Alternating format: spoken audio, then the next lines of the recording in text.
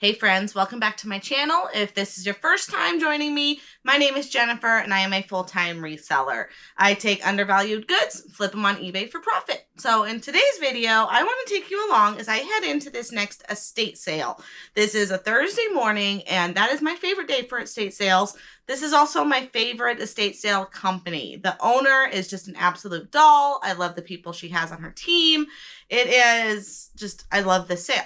So that was the only sale today that was advertised. So I hit that first thing. They started at 7 o'clock. I booked it out and I was in line at 7 a.m.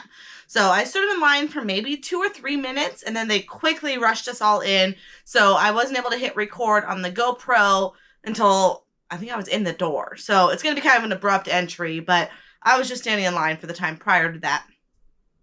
But stay tuned because I run into a lot of friends at this sale, and I think that is the best part of reselling is the friendships and the relationships that you get to make through these sales. So I have a blast going through this house. It is very antique-y, and I'm trying to learn some new niches and broaden my horizons, but one thing at a time. So head on into the sale with me. Let's walk around and see what we find to flip.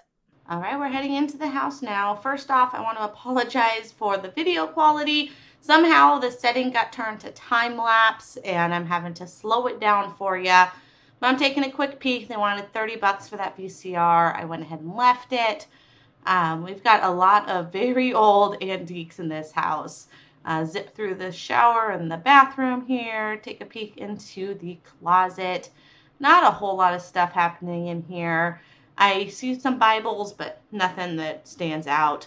There is one CD over here. It is a child's lullaby scripture. And if you have kids, it is such an awesome, awesome soundtrack, and I highly recommend it.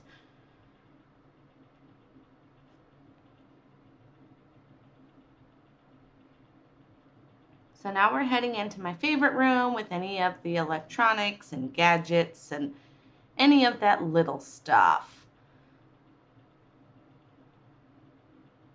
A lot of office type stuff, pens, paper.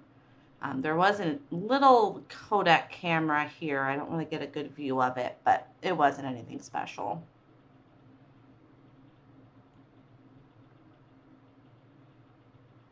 Old tapes. I had a serious jackpot of old 70s, 80s tapes. Those were not them. Here we've got an old radio. I went ahead and popped in the model number just to see if it was worth grabbing. Something about this setting, when I slow down, it goes ahead and, it does normal recording, but when I start moving, it goes into that time lapse. So I don't know. There was something I pushed on this GoPro, and I don't know what in the world I did. But it also did not capture any audio. So I am having to voice over this whole thing. But we're getting comps right around, let's see here. Let's see, it was like 6 available, 4 sold. And I think it was right around like $20, $30, or maybe 30, 40. I can't see my phone on the screen here, but I remember it being worth it, so I went ahead and grabbed it. And this nice lady here was telling me about the owner. She was from, I think she said Kentucky or Georgia, somewhere over there. And that's why she was into a lot of this old antique stuff. But I don't know antiques, and I just know they're really pretty, and I would have no idea. I could have left $1 million on that table, and I never would know the difference. Like this was really pretty. I mean, carnival glass, I think that's what they call it. I didn't even look it up. It was priced at, I think, $20. So I left it. It was just pretty and heavy. I just wanted to touch it. There was some audio gear down there. Nothing fantastic. They wanted $100 for it.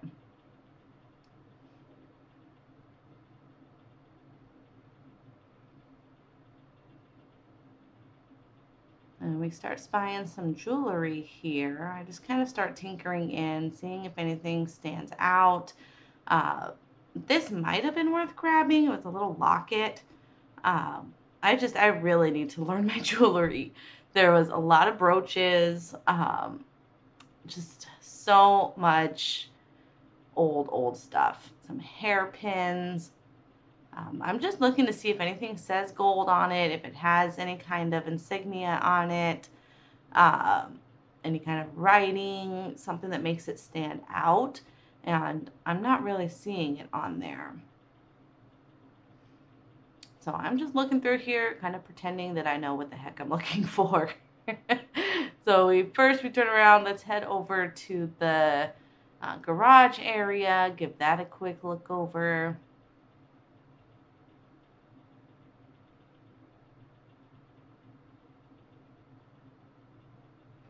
Lots of artificial plants, aka dust collectors. And there's one friend, I run into him all the time at sales, and he lets me know that the sale that I thought I was going to hit after this actually is tomorrow. So I kind of slowed down my roll. I went ahead and took my time walking through here, knowing that I am not in a rush to get out. This is the only advertised sale of the day, and it's going to be 100 plus, I think 105 today. So we're not big into garage sale season. And when I find estate sales, I can just take my time because I'm not rushing to 10 other sales after this. So I'm going to head back in and see what I missed. And I know for sure there's got to be some jewelry in here. So I spend some time and just go through it some more. There's a couple people here that you can tell they know what they're looking for. One person actually takes out either a light or a magnifying glass, something for her to look at these pieces better. I want to get to that level that I know what to look for and can grab it. So I'm just not there yet. And I just have to be patient with myself because anytime you learn something new, it takes time. And with anything that I've gotten better at, whether it's electronics or hard goods, there are certain things that I know just to grab. There's certain brands I know just to grab. But jewelry is not in that category. So like with sporting goods, I know golf clubs, you grab your Ping, you grab your TaylorMade, you grab your, like if it's quality brand, you know to grab it. The price is right. With jewelry, I don't know one piece from another. So I know I'll get there. The more I do it and the more pieces I learn about, the better I'll get at it. I mean, this could have been gold that I'm holding, but I think there were just little, I don't even think it was attached. I think it was links to something. So I put it back. So if you know jewelry, as I'm touching all of this stuff and you see something that, Jennifer, you should have grabbed it, please let me know. I'm just looking for any kind of markings on it. That's the only thing I know right now is to look for markings. And if it's not marked, chances are it's costume, and heck, there could still be value in that. I don't know one thing from another. So let's just pull this up. I do see what the brand is on there or the insignia that's on there. And I just want to start looking some stuff up.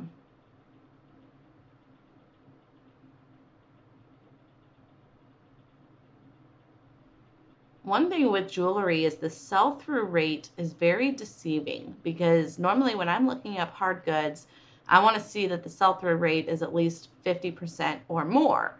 So if there's 10 available, there's at least 5 sold. Or if there's 500 available, there's at least 250 sold. So I want a 50% sell-through rate or higher. Jewelry is in the thousands, and then sold are in the thousands. There's not a perfect ratio to it that fits any kind of calculation in my mind. So really that's part of my struggle with jewelry is because I don't know when to buy it yet. And when I can't look up an exact item, it's really hard to tell. So this bracelet here, there is something written on it. I just can't read it yet. And you're going to be looking through a paper bag. Okay. So I'm trying to see what that says. And I can't read it. I need the magnifying glass. But it is super pretty. It's actually pretty heavy. And I'm like, all right, what do they want on it? $2? Let's take a risk on it and just see if it's worth it. There's a couple other bracelets like this. Bangles, I guess they're called. The hard bracelets. So again, I could be leaving $1 million on this table and I wouldn't even know it. So knowing I'm not in a rush, I am just going to tinker through here, see what else grabs my eye. I always keep an IKEA bag with me, so I'm not trying to balance and hold 50 things. IKEA was probably excessive for this trip, but I wanted to be prepared.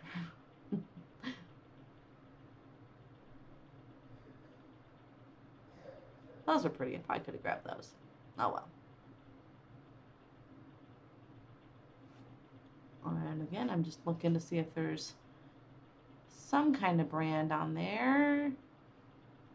And I think there was. Yep.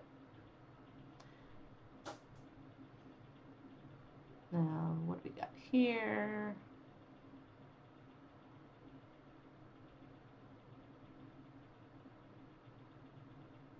Use the window for some light.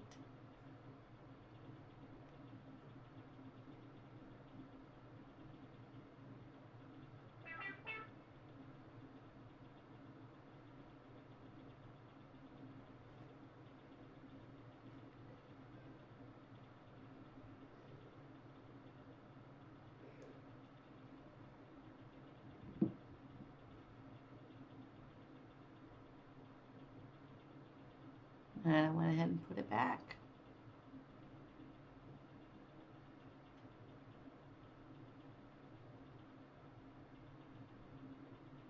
Knowing how cheap this stuff was at $1 to $2, that's why I was willing to go ahead and grab it if it had that brand. So there were two brands that I spotted.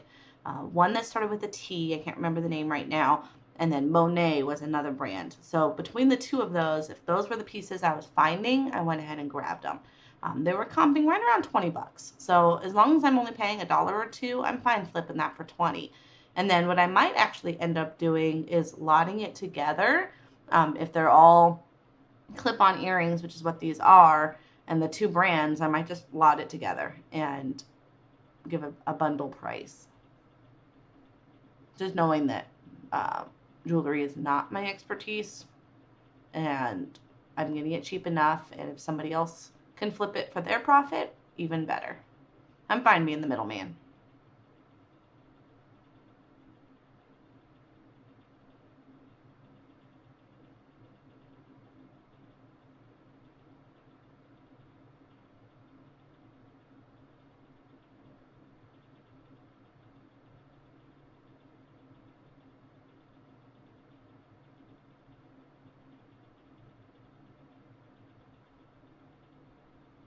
So I know I am spending a lot of time on this jewelry table, and normally I wouldn't, but because of the no time crunch, I can take my time. There was a sale yesterday, which would have been Wednesday, and these guys, it's two guys that run this estate company, and when they run a Wednesday sale, I love it because I'm never in a hurry. They are the only sale of the day. They always would be because Wednesdays are super, super rare to have sales.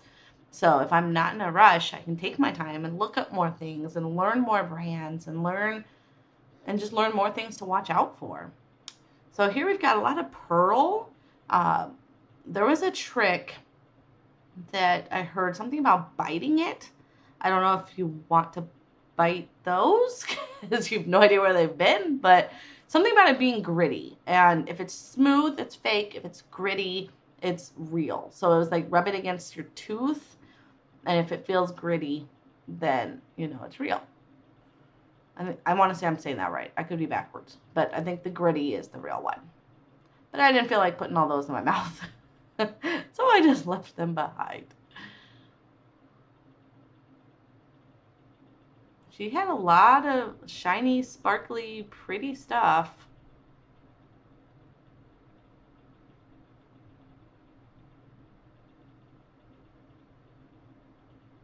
So this watch here was definitely catching my eye. I was trying to read the brand. So start looking up some comps.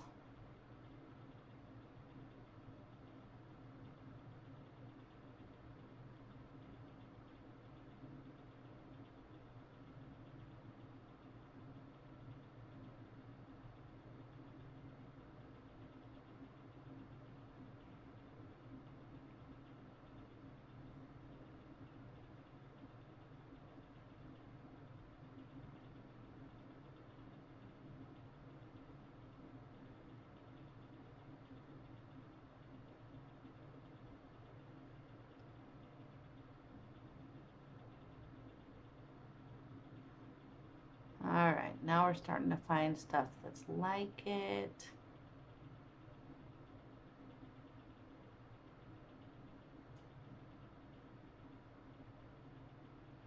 That one sold for $125, but I don't think that was the same one.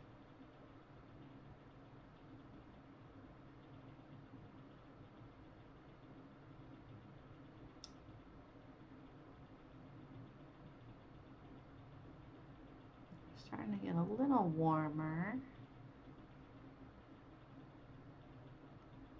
All right, yeah, that's the one that matches pretty darn close, and it sold for $50 best offer. So right around 50, and it was priced at $7. So I went ahead and grabbed it. That was the most expensive piece. Again, just such unique jewelry. This clunky bracelet, wow. I left it. Don't know enough about it.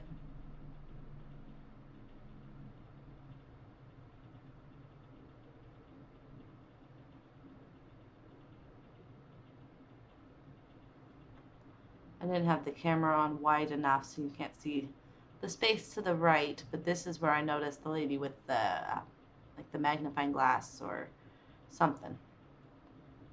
I'm looking at these jewelry pieces. And there's another friend I run into.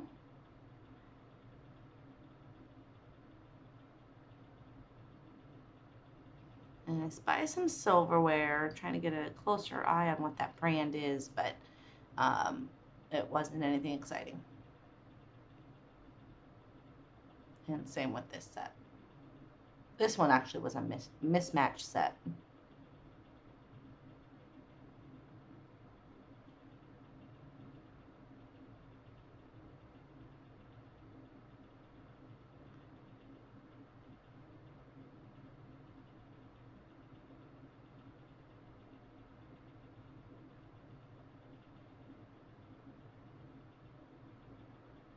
I am so sorry about how this video quality came through.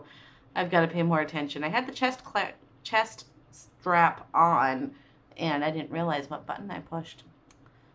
So here's another reseller friend that I had a quick chit chat with. She does a lot of antiques. So when I see a lot of antique stuff, I was trying to tell her about one I just saw at a local thrift store, and wanted to get her number. So next time I find stuff that is up her alley, I definitely want to get her information. It's nice to make these reseller friends. You can build these relationships and just help each other out. If I see stuff for her, she sees stuff for me. We are always running into each other. And what's nice is we're not going after the same stuff. So it's not like we're competition, and it's nice. I don't know how else to say it. It's nice to make friends.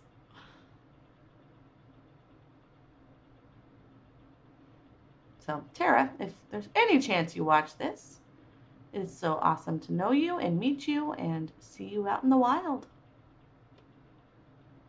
So let's head back out to the garage, talk to the owner.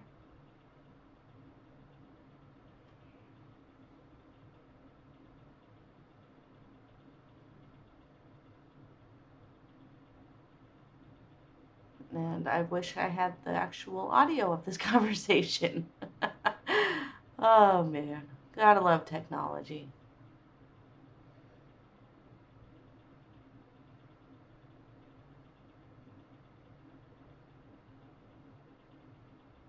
And one last peek over on this side.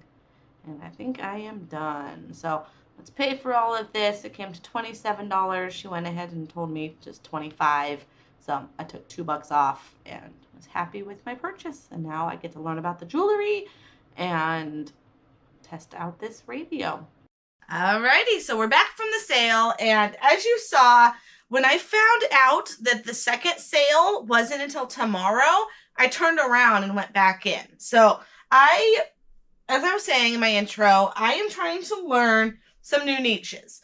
I'm really good at electronics. I'm really good at, I'm pretty good now at golf and sporting goods, hard goods. I mean, I still look stuff up because comps change all the time, but I am trying to learn jewelry. And my friend over at Lily Works, if you don't follow her, she is the jewelry master. So head to her channel. But because of her, I am learning little things to watch for when I'm sourcing jewelry. And the number one thing, of course, if it says 14 karat gold or is it 18 karat, if it says an actual carat on the gold, yeah, absolute jackpot. But most companies know to look for the gold on there. The other thing is the silver marking. If it has, I want to say 925, please correct me if I'm wrong, but 925 means silver. There's a few different numbers that mean different types of hardware, different types of jewelry.